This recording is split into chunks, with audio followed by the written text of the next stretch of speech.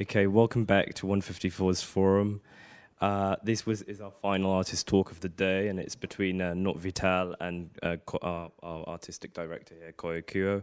I'll first give an introduction to Not Vital.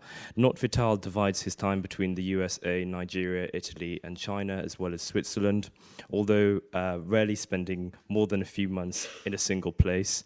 Vital frequently visits certain locations, developing projects and work there.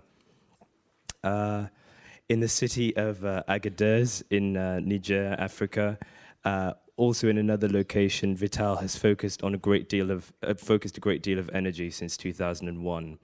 Although Vital spent many years working from New York in his studio base, he currently and primarily works in Saint and Beijing.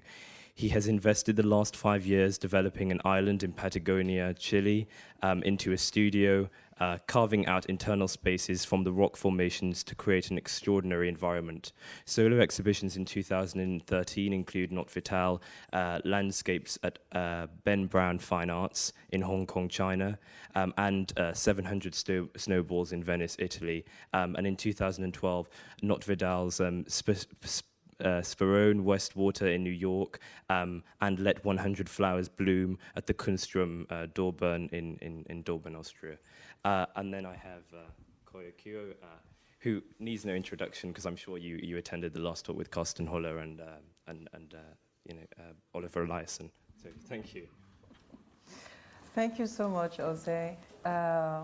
Welcome, Not. It's a truly deep pleasure for me to have this conversation with you and give the audience the opportunity to get to know more of your work in Africa. I really have to say that I've been fascinated with Not's work since a few years, and I was interested to know what is this artist who is so obsessed by Africa, particularly, and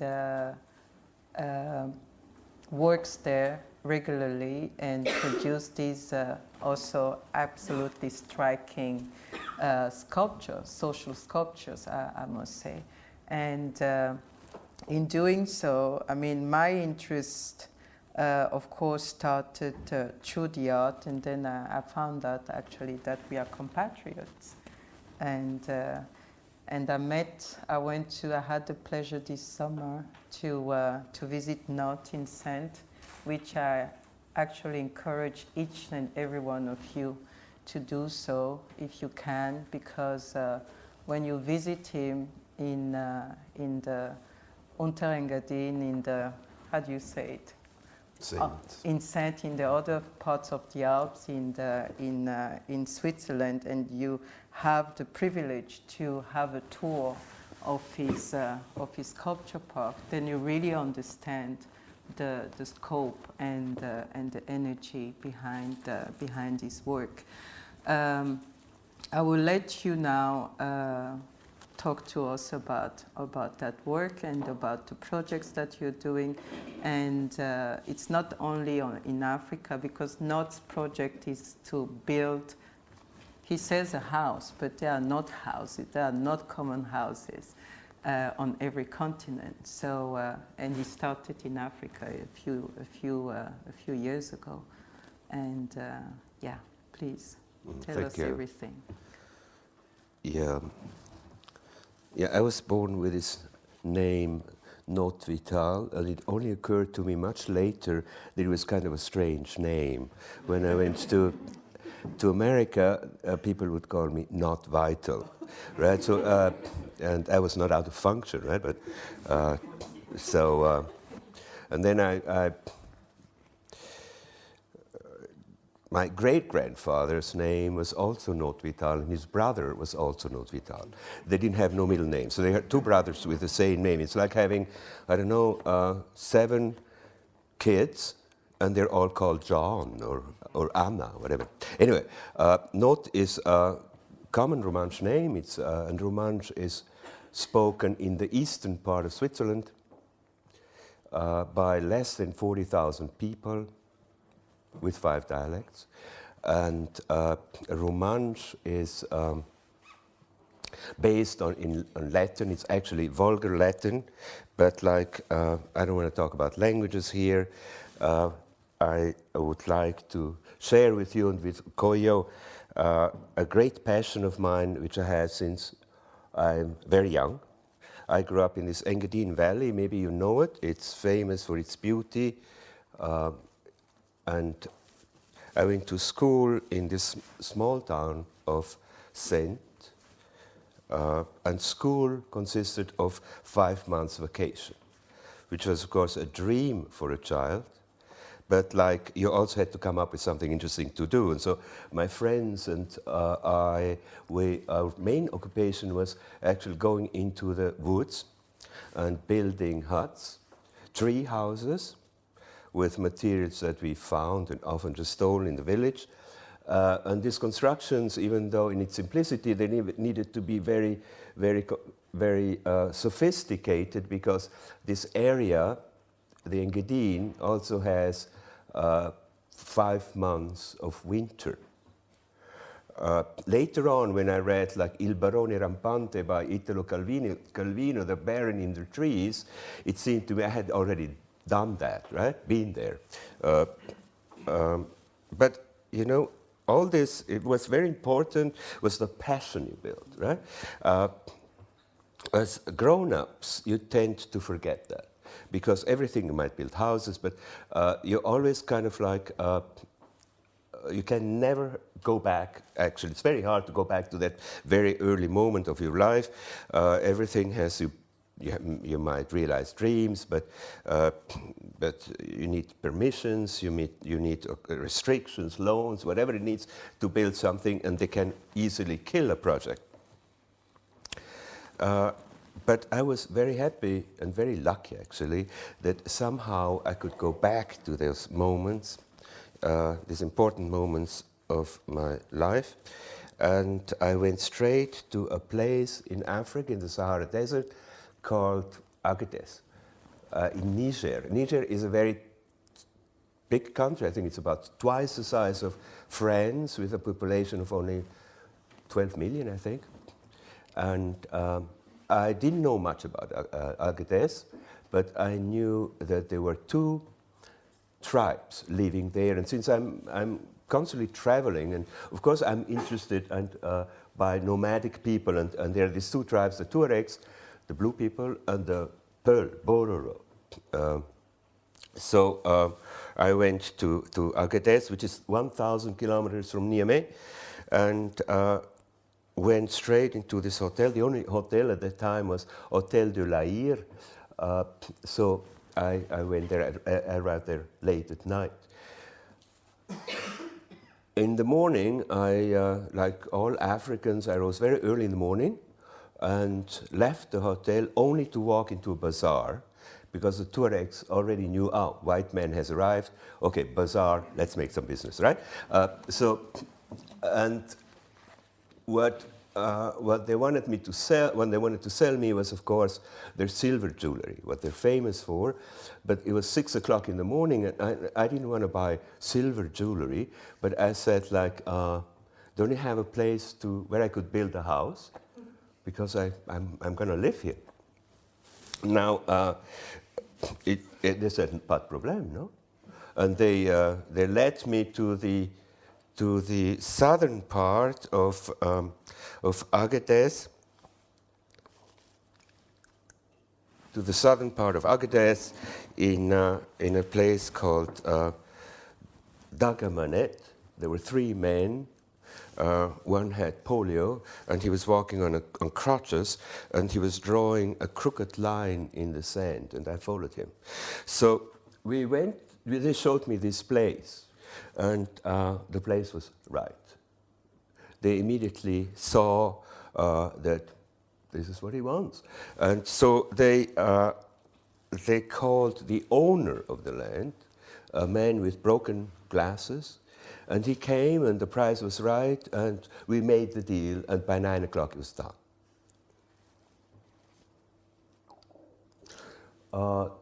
In the meantime, I made a small drawing in my notebook how I wanted my house to be built. And then, maybe 2 hours later, 5 men arrived with shovels, picks, you know, shiny eyes and white teeth. And they said, well, and I showed them my drawing, but they completely ignored it since they don't read and write, whatever. And so I could throw my drawing away. It was like they were looking at air or something. So I did then, the only thing was like to make a model of this house, and I made it out of cow dung and sand and showed to them. But they were astonished to see that this house would have 3 floors. You know, houses in Agadez have 2 floors when you build out of mud, but 3 floors is a little bit too high, right? But they didn't complain at all. They never used the word problem. No, they kind of loved this challenge, and this house grew very fast. Actually, I traced the outlines in the sand with my feet, and so this was actually done quite fast. You can see it's the first room, which is 16 by 16 meters, 5 meters tall. On top there is a bedroom with 4 doors on each direction. I like kind of like 4 doors, you know, like Ferrari quattro porte or Lamborghini quattro porte. And on top you have like this tower from which you can see the airport. And also watch the only flight weekly that comes in from Paris. Exciting, right? I mean, so I'm sitting up there looking how the flight comes in and leaves, who comes out of the plane. So,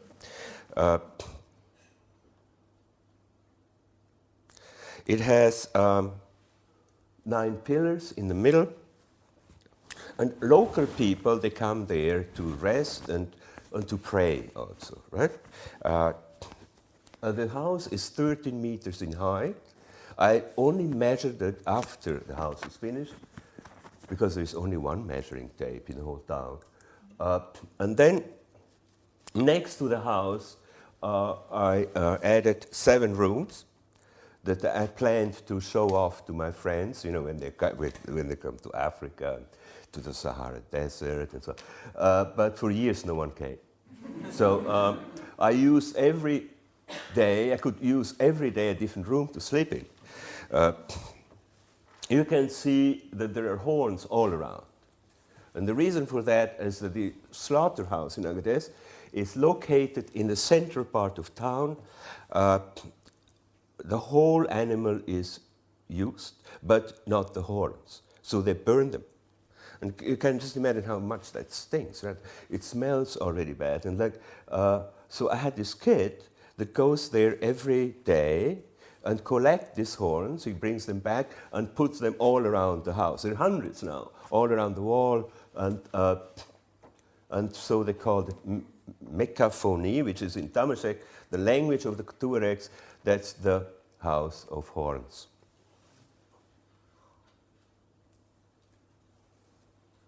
I didn't know at the time that when the house was finished, that the workers would just stay on. Just like, very much like to take care of the house. It's like taking care of a newborn that needs help, that needs, you know, you have to put on the layer after the rains and so on. So they just stay there, right? And of course, like if you stay there, you might have other work, right? You're not out of work. So what I did is like a school.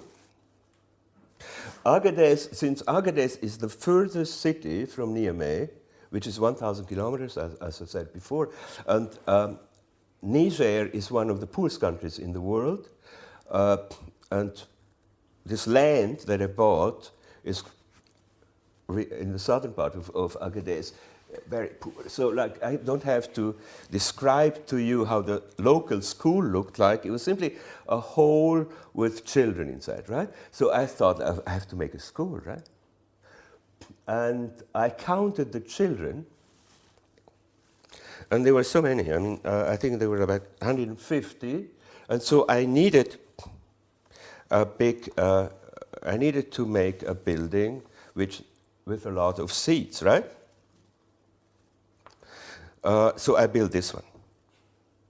And as you can see, the people, they sit on the school. So what is good about this, I think, is that they don't go only to school, but they also go on top of it. Now, since this is on a beautiful place, I mean, it's very airy, it has beautiful views and so on. Over the years, what happened is this. It attracted so many children that now you don't see the school anymore, okay? The school simply disappeared.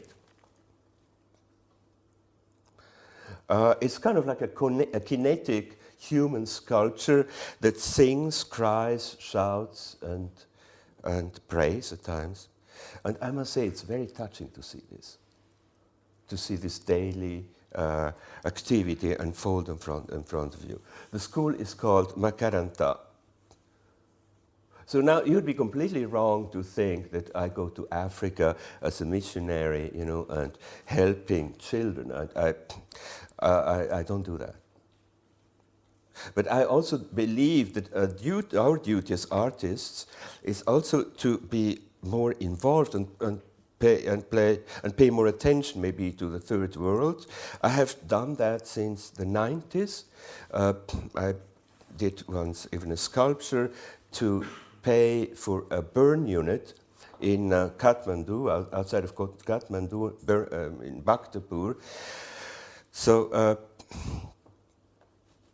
and of course, like, I'm not a trained architect, and it gives me enormous satisfaction to be able to do something, because like in Europe or in the United States, I could never do that due to all the prescriptions you need for a school and all that. But in Agadez, I can. And it gives, of course, also great pleasure to the kids, no? Nietzsche once he said that friendship has much more to do with taking than giving. So I take, and so do the children in Agadez. After this building was finished, the 55 workers, one day I counted, and there were 55, they needed work, of course, and since I love to build, I bought an oasis 5 kilometers north of Agadez in a place called Alada, next to a river. It's an ephemeral river. I've never seen any water. It only rains during the rainy season. So in all these years I've been there, I've never seen any water. And in this hot summer months, I can't go there. When it's like 45 degrees, I can't handle that, and I would burn in the sun. This is one house. It's a house to watch the sun. No, sorry. Yeah, it's to watch the moon and the skies. And the only way to get up here is through this ladder. Okay, and it requires kind of concentration and a little bit of courage to go up there, because it's very narrow on top, and if you fall, you are really in trouble. So, but I think that it increases somehow your concentration to view the skies in a situation like that. I remember, like when I lived in New York, I slept under this one sculpture which only hung on one nail. And somehow that increases like the intensity of sleeping. It's a little bit like, let's say, if you're in Rio de Janeiro, you have to be more aware where you are, right? I mean, you have to see who's in front of you, but you also have to see who's in the back, and like, so you're kind of like more present in a way, right? Mm-hmm. So that's when I talk to my friends, especially in the United States, that I sit up here for hours every night looking at the lights, at the moon and the millions of stars, they just look at me like I'm an idiot. Now, this is a house against sandstorms and heat. It's 13 meters. Again, all my houses for some reason are 13 meters, or half of it, 6.5 meters. So, okay. This is 13. It has an entrance, as you can see. It's very narrow, and it's very high, no? And on top is a small opening as large as a big egg, where the heat can escape, but it also prevents sand to come into the building. Because I need this house, even though in the winter time temperatures can reach during the day 40 degrees, and so I need to go in here. Now you see all these things sticking out. I mean, it's for two reasons. One is you need to attach ladders to climb this thing when you need to apply the skin or the layer of mud after the rains, but also for decorations. For decoration, every time I go there, I stick something different in these holes. Right? Here you can see brooms sticking up.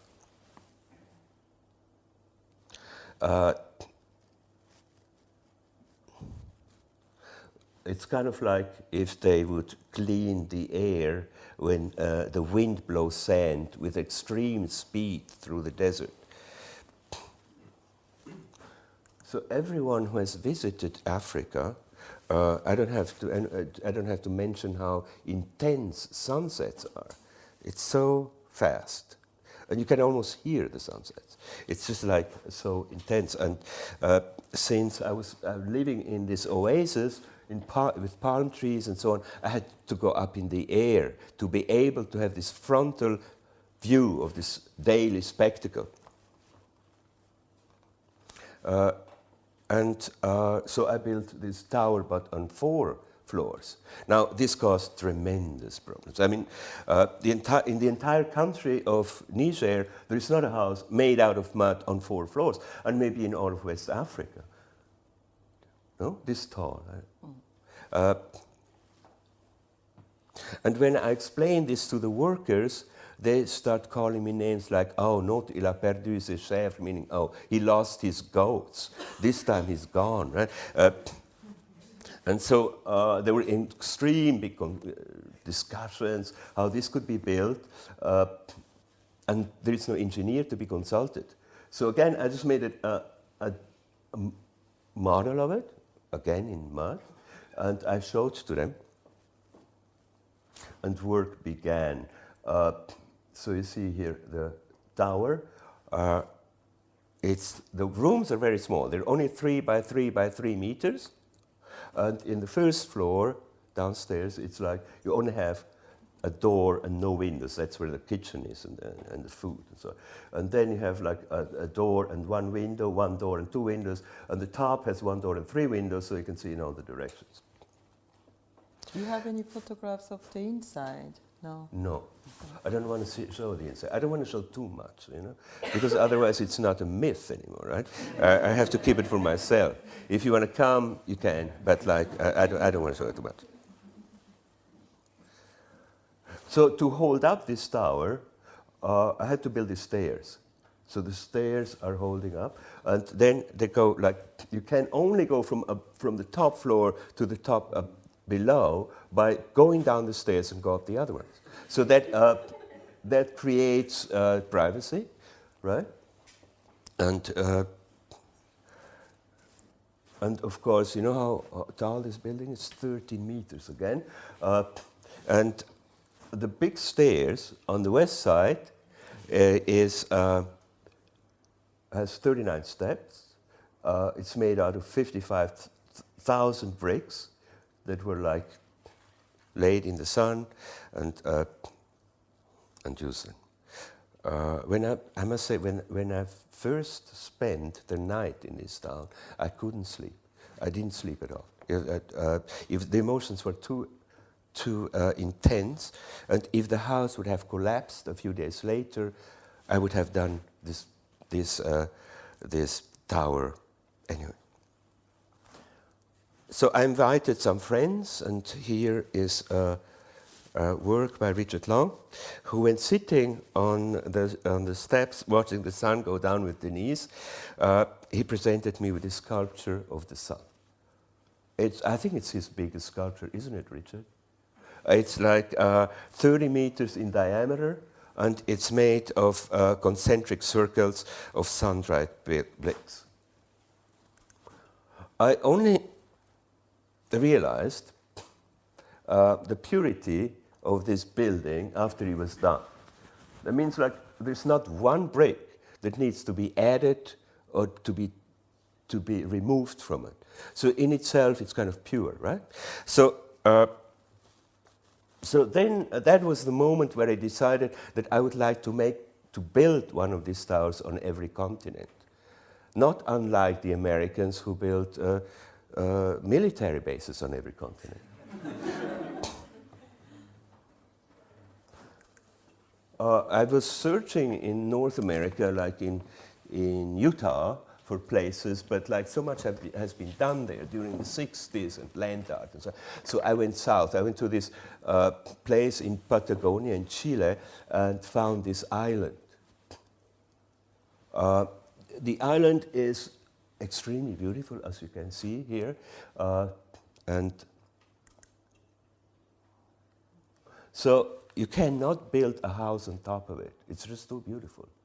I mean, I think no architect could build a house for this island. And since I'm not an architect, I can also choose not to build.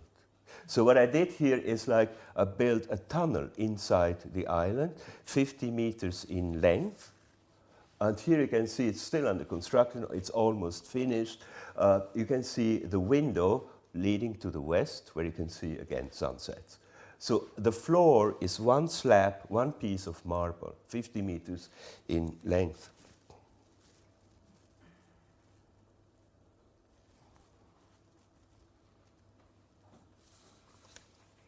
Yeah. For Asia, I tried different places in Jiangsu and in Guangxi in the south of China. Beautiful place, but it was complicated due to obtaining the land. And but I'm happy to tell you that exactly 2 weeks ago I was in Shanghai, and last April, a collector in Shanghai, he gave a dinner for in honor of YAPA, which is the International Award for Public Art, which was held at the university there in Shanghai, which is organized by Louis Biggs. And from 141 projects worldwide, which were chosen by an international group of curators, using like architecture, sculpture, and also like social engagements. These projects in Africa were nominated and given the award for Africa, and now this collector is happy to give me the land to build the Sunset House.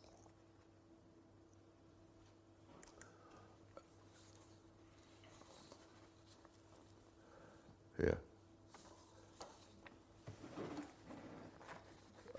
This is a house in Flores, in Indonesia. It's a model, as you can see. It's made out of stainless steel, where sunsets will be seen over 3 volcanoes. And each of these volcanoes has a different lake inside with a different color. Also 13 meters in height, 39 steps, it's always the same thing. But this time, the stairs go through the wall. That means you can reach the terrace from the outside, but also from the inside. That means, like, if I'm not there and the house is closed, the local people can climb up and be up there and watch whatever they want. I mean, the sunset, most probably, right? Another project is in New Zealand. It's not started yet. But for Europe, it has been the most difficult place to find a location, of course, due to complications and administrations and laws and prescriptions and all that. But it's one place in Sweden, near Göteborg. and also near Kiddernan, which is in Scotland, which I haven't been there, but a friend of mine has shown photographs and descriptions, and it looks very promising. Thank you, Andrew O'Hagan. I learned during my projects in Africa that by involving local people in such challenges, you give them hope, strength, and trust. We need to understand that by helping Africa with money donations alone is really like pissing in the wind.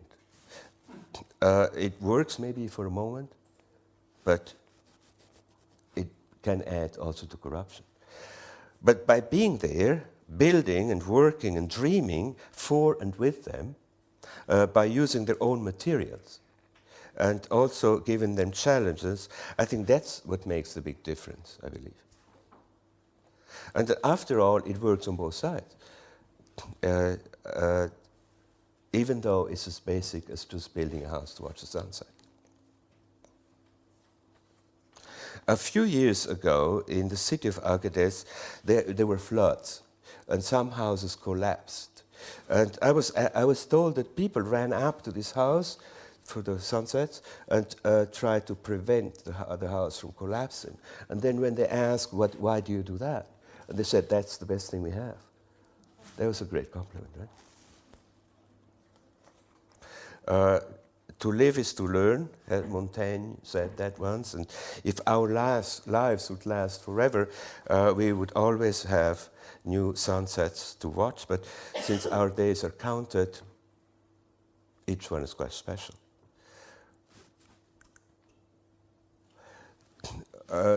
This is a house for my 8 brothers, my African family. They have 8 brothers.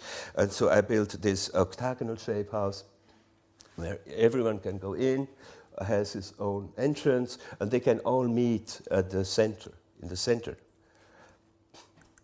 And this is the 10th house. It's up in a mountain about 3 hours south of Agadez in a place called Tigadit. Now, this house is carved out of rock. It's like a suit. It's tailored for me. It has an entrance. It has an exit, enough to be called a house. And I can sleep upright in it. As there are more and more projects planned in a town which is need about just about everything. One project is to build a museum for dinosaurs, which some species are only found in the vicinity of Agadez, in the southern part, and they're kept at the paleontological department at the University in Chicago. They need a place to return. And then there is, of course, a place for drinking tea. Tea is very important to the Tuaregs and to the Pearls. And then, of course, a place to play football. An important aspect of all these projects is sometimes time. Time is sometimes more important than money. Just about all these projects were done and conceptualized in extremely short time. In Agadez, it only took one morning to ask, to find, to buy, to plan, and even to start the project. It's interesting that Tuaregs, who sit maybe 4 hours still sipping tea, they say what fast is great. I always found that fascinating, and the upcoming project in Shanghai just took one afternoon to do that. I really like that, and I think that sometimes we have to, as Europeans, we have to forget our roots and habits in order to fulfill our dreams. And one thing is really time. Of course, like if you do too fast, you may run into problems, but if you have too great prudence, we can also lose time, I think.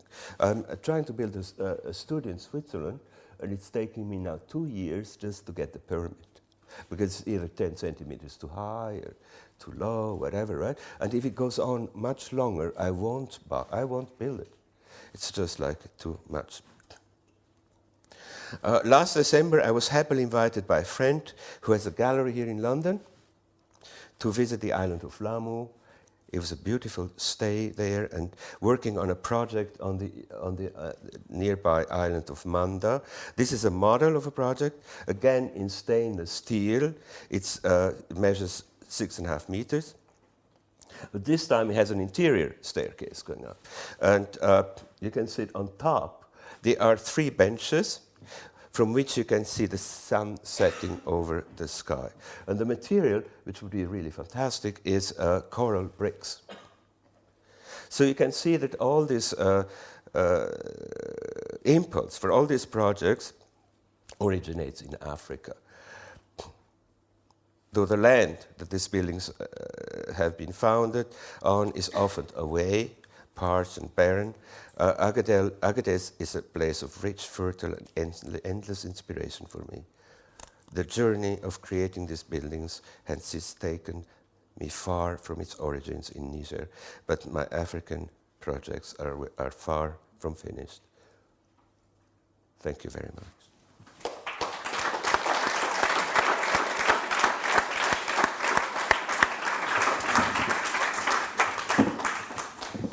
Thank you so much, Not. I have one pressing question, something that I realized when seeing your works the first time, and especially when I understood how you replicate them also as kind of sculptures from the land art kind of setting in the open and the gallery setting. And the materials that are so strikingly different, like from steel to mud. What is it that you try to? What are you translating there? If there is any translation of materiality. Yeah, I think that somehow it has maybe, I'm not so sure about it, but like I think it has to do also with languages, okay? Like I grew up speaking a language that no one's, I mean, I go 20 kilometers this way, they speak German, 20 kilometers the other way, they speak Italian. So my language is spoken by such little people, such few people that we are forced to learn languages. Every farmer in the valley speaks 4 languages. So I think like if you have this thing about languages, it can also translate into other things, and it could be the reason why I'm interested in different materials. But my question, my idea is you. Actually, I put it very simple. You cannot imagine redoing the land art pieces that you do in Agadez, for instance, in the same material in a gallery setting. We're trying. I mean, it's going to be an exhibition in South America, in Chile, at the museum, in March, and we're trying to do that. I'm not sure exactly, still not sure how it's going to be done. If it's going to be a replica somehow, we're still working on it. It's kind of like difficult, I think, to translate something that you do on site, even talking about sometimes it's difficult, right? And all these projects are so far away. They're in places that I don't know who's going to ever see this place. In Patagonia, it's like it takes forever to reach there. So again, I think that it's very important also to have these places so far away, right? Again, by Nietzsche once he said, like, if you love someone, he can't be in front of your eyes, he has to be far away like the stars. So this is kind of like what I like to do. I don't know exactly how yet, how it's going to be, how I want to show this. If I want to show with photographs, I'm sure it's going to be little. It's not going to be, and it's not going to be too much information. It can be also written. It could be music. Something that came up in the conversation we had before between Olafur and Carsten is informality, and this is also something that you sort of mentioned, and it triggers me to go back to it as as a, in the sense that there is this praise of the informal sector in many sort of underserved, economically less developed places, whereas, I mean, most people who live in those areas experience informality as a plague. So can you say something about this praise that a lot of Europeans have in terms of informality, the fact that things can go very quickly, no order, no, you know, kind of... Well, I mean, I put in also a lot of a lot of concepts of my own. I stretch it quite far with the people working there. It's not something that just comes out of the blue. One important thing, I think, is just like the tension, but also the conversation, and how fast that goes. I like that very much. I always learn so much. I mean, it's again, I can learn so much in these countries, where I don't do that anymore. For example, in Europe, because maybe I know it so well, or in America. There, for me, it's always new. Somehow, every day is new. You're pushed every day into new projects. I don't only do houses. I also do sculptures in Africa, and also, for example, what is great about is like how do you approach a project? It's again completely different. I can tell you once about one project which was born there. I mean, I was sitting outside of the town talking to a silversmith. The smiths are the most interesting people, I think, because because they are the lowest caste in a way, right? Because they work with fire. Is that in all Africa the same? At least in Niger it's like that, and I think in Mali too, right? So those are also the people who are more interesting, because they can talk about it. They have the gossip, right? Because the Tuaregs won't have that. They're too proud, right? So just talking to these people, and he had a ring which was so beautiful. I said, with a sphere on top. I said, did you do this ring? And he said, yes. I thought, that's amazing that you can do something like that. What, can you do a big sphere like that? He said, no problem. It's always no problem, right? Exactly, it's just the opposite of here. Here, everything is a problem, right? You want to move the window up there, 20 centimeters, and after the first, second, third, the third answer, I'm sure it's going to be problem. That's the problem. And then you don't want to do it anymore, right? But in Africa, it's just the opposite. It's never a problem. And the reason why it's not a problem there is I once asked my friends in Agadez, and the reason is because they know the problem. He said, we know the problem. We know what the problem is. You don't know. I mean, your cars are driving, you have enough food, but we know what the problem is. So we don't use it, right? I'm sorry, I'm getting a little bit loud. Please, it's interesting.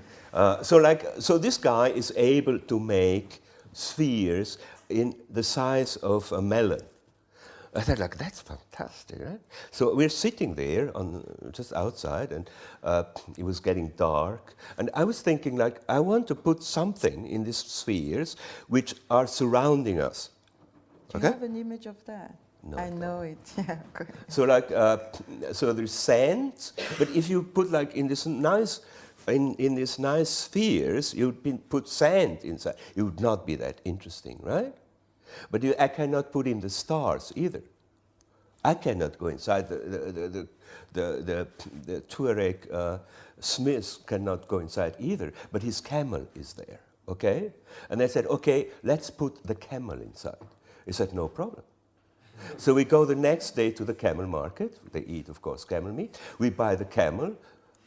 We cut it up in many pieces. We sun-dry it, and we put the camel inside. And so now the camel goes to America, right?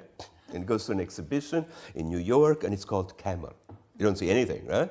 Camel is inside, but the real camel is inside, right? So a child comes and says, that's no problem, right? In Saint-Exupéry, the first drawing in what is it, Le Petit Prince, is like a boa having an elephant inside. And they all believe, but grown-ups don't, right? So that's a problem. Then they come and say, well, why is it called camel? Well, the camel is inside. Yes, true, the camel is inside. And no one believes. Do you believe that dream, you mentioned dream earlier when you were introducing some of your work, that dream is a fundamental, how do you say, motto of your work also? Yes, I think so. But I also think that it's contagious.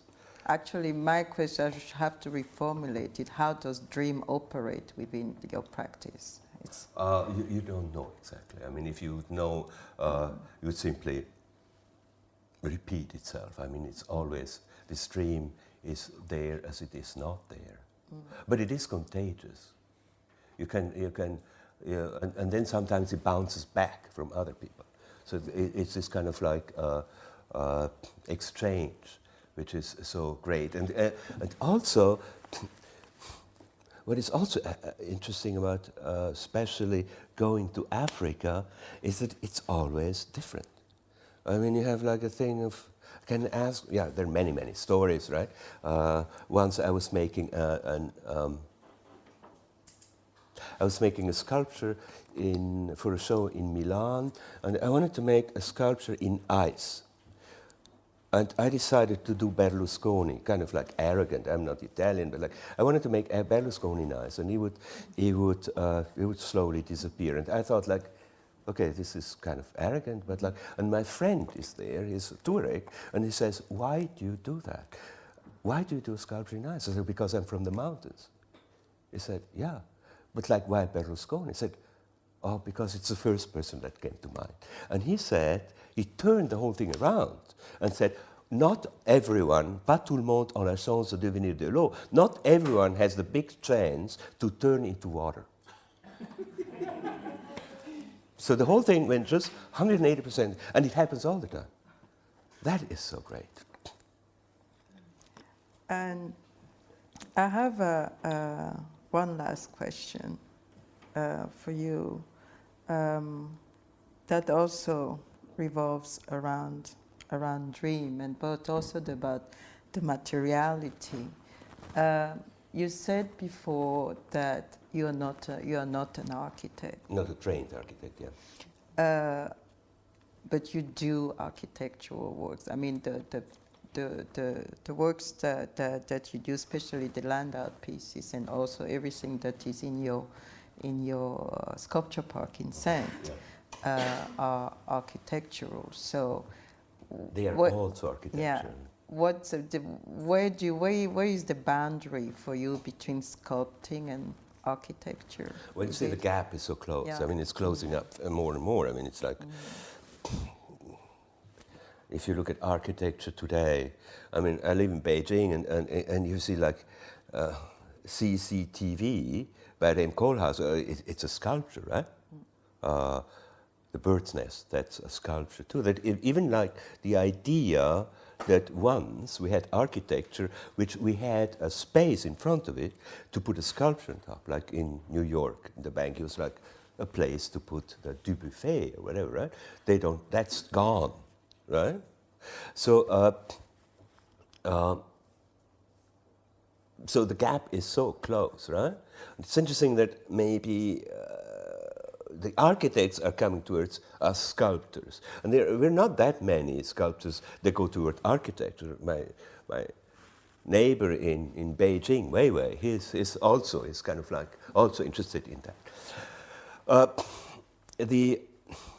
The boundaries and also what holds all together are like, well, in my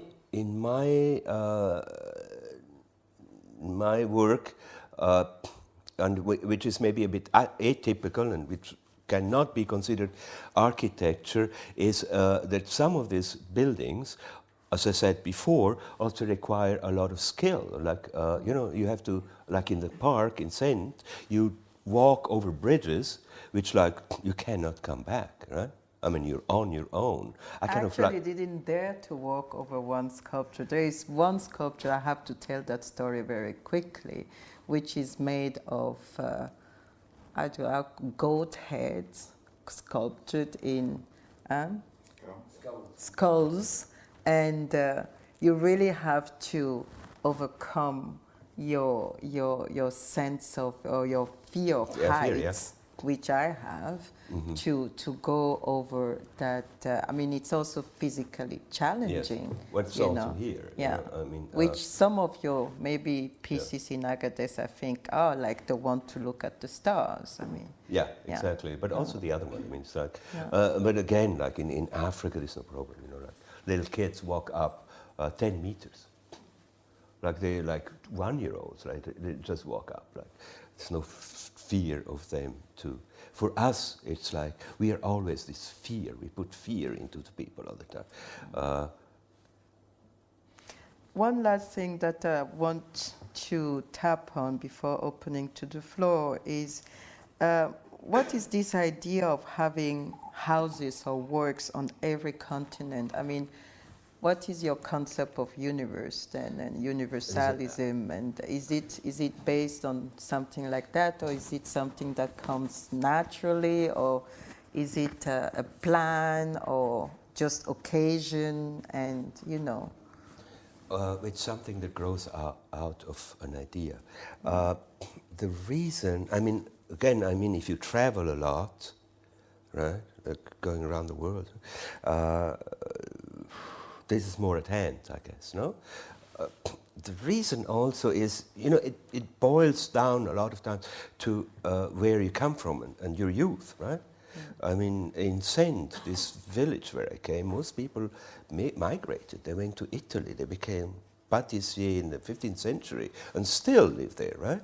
So this thing of like going around and seeing the world as one is not that unusual. It's kind of interesting that in certain parts, I remember like when I first went to New York in the 70s and was talking to my neighbor who is a farmer, and he asked me, where do you live? And I said, I live in New York. That's okay, right? But if you go to Italy and you say the same thing, and say, wow, you live in New York? That's amazing, you know? So this kind of like going away, seeing the globe as one comes out of survival. And I'm just curious. I just need, it's not a choice that I want to have this house everywhere. It's simply, I need to have it. I guess some of our audience is curious also, and maybe have more interesting questions than I have. And we still have a little bit of time, actually. Gentleman here, just say your name and yeah. It's okay. It was an interesting presentation, and what you were saying about the smith in Africa, I remember that in ancient Greece as well, Hephaestus was not the best considered among the gods, and he was the god smith. In a way. And well, there's something, it's clear that you're coming from somewhere, and that you're coming from a village, that you're very rooted. At the same time, you're kind of a nomad, and you're building houses. So my question is there a difference between a house and a home? And how would you define that? A house and And a home. home. Good question. Probably the difference is if you have a home, you live in it for more than 3 days, right? But some of my houses, I only live for one night, or 2 nights. But I keep them. It's like it's kind of as passing through. I think that's as simple as that. I know that I only. 1 second, you have to keep, yeah. I know that I don't spend that much time in my home in Paris, but I still call it my home. So I want it not only on a practical level, but if I would ask you, and obviously this little village in Switzerland means a lot, if I would ask you what is home, what would you answer? Well, I mean, the Americans say where your heart is. Where your heart is.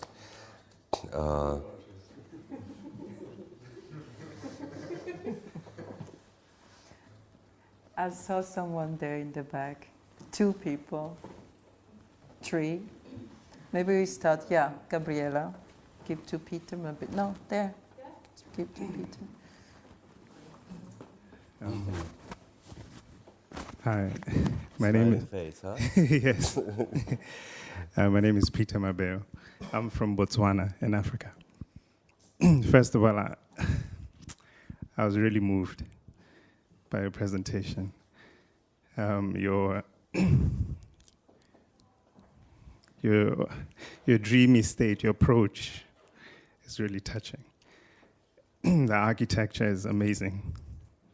Your structures out of this world. Are you looking for a job? Do you want to No. Surely not. Well, not a job, maybe a collaboration. Maybe a collaboration, but not a job.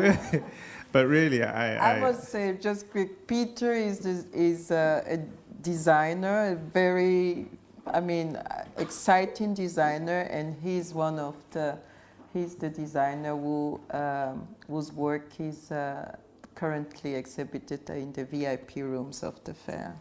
He's very modest. No, we just supply some chairs and tables. That's all. But really, for me, your architecture, I think that, and I'm not trying to be complimentary or anything like this, but your work. No, really. Do you want to no, cry? No, the structures are so amazing. They are. But these are just photographs, you know. No. I mean this is even just a model. Yeah? The structures in Niger. I mean the tall structure with the ladder. You like that? It's just beautiful. The steps leading out of the geometry. Everything is just, for me. You should have been an architect.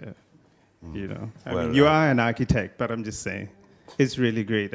But I guess my question is, with all the work that you're doing, maybe it's a conclusion that I've reached. There seems to be a very deep ideological desire to spread something across the world. Because what part of the reason why I'm so moved is because in Africa, this is showing a different way of something coming from outside. Because development comes in so many forms, but there's a mentality of development that is skewed towards its, out of lack of a better word, destructive, Eurocentric mindset. And no offense, really. But I really love the approach towards everything and the beauty and everything else. But if I had a question, I would say maybe, is this what you're trying to feel as though I know you're not a missionary, as you said, but are you trying to spread an idea of living a certain way or being representative of it somehow? No, it's just egocentrism. You know, I just do this for myself. You know, it's like, and actually I do very little. Even you think that this is a lot, but like. I mean, it's a simple approach. That's what's beautiful about it. It's just simple and it's just there. And that's what I Well, come and visit me on your way to. Where are you from? Cameroon? No, Botswana. Botswana in Southern Africa, yes. Sorry. We'll take 2. We'll take 2 more. There was a gentleman there, and then one here.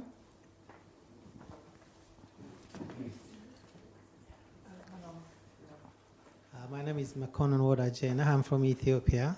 Out of all these houses you have built around the world, which one is home? What is your heart? Well, here we go again, right? I'm going to choose it now. So the home. No, but it's let's ask 2 times. I think that can I maybe rephrase a little bit? But like the house I like the most is the house to watch the sunset in Niger. For many reasons, of course, because it has a function. It's small. It only has like, it's very small. It's only enough for a bed, a chair, and a table. It has no electricity. It has no running water. It has nothing. It's extreme luxury. There was a gentleman here, and So, Bonaventure, and I don't want to ask a question about home, but I would like to make a simple, small remark. I was looking at a couple of pictures the other day, and it was about architecture in the north of Cameroon. And what I noticed was the very strong influence of nature on architecture. So most of the buildings were made out of models that ants had made. Yeah. So my question is, you propose this and you give this lecture with a very romantic idea of the sun and so on and so forth, but I would be even more interested about what you found there that might have influenced the architecture. Talking about objects, talking about, look at it, like the architecture you did with the brooms coming out. I mean, that is a very usual way of building. In West Africa, in the Sahara, or whatever, So I would like to hear a bit more about that. Maybe some ants that influence you, or some ants, or whatever, I think it's or found. I think it's cow shit. Cow shit. Okay, that's interesting. Like how important that material is. It's amazing. Like it holds together. I mean, this big tower would not hold together if it would not be done. It collapse. Because we don't use any cement, but if you don't put the amount of, like sand is of course everywhere in architects, like the clay is brought in by a truck with no windows, right? And sand is mixed. The cow dung that comes from the camel market, that is the most important ingredient. And then it's mixed with water by barefooted men. Their legs so thin. It's really great. one last one. Hi. It works. Hi. My name is Raquel, and my question is more about the community work, because you said that in Niger, you got the community to build up the house. And I was wondering if that happened also in the rest of the places where you have built houses, or... Well, of course, the only thing is like, well, one thing is of course also money, right? I mean, the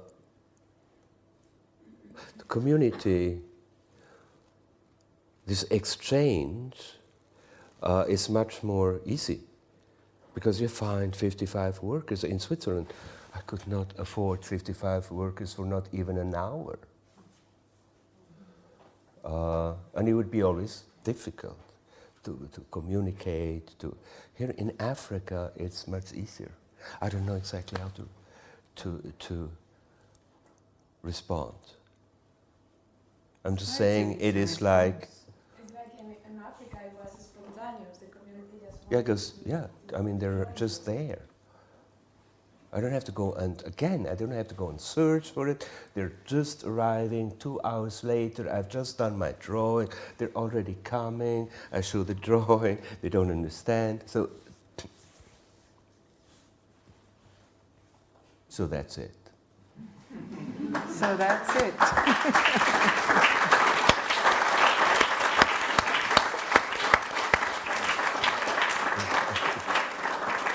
Thank you so much, Not. Thank you, Carsten, who's also still here. Olafu disappeared, I think. Thank you very much for coming. And I also want to thank you for your interest for this actually quite amazing success of the forum.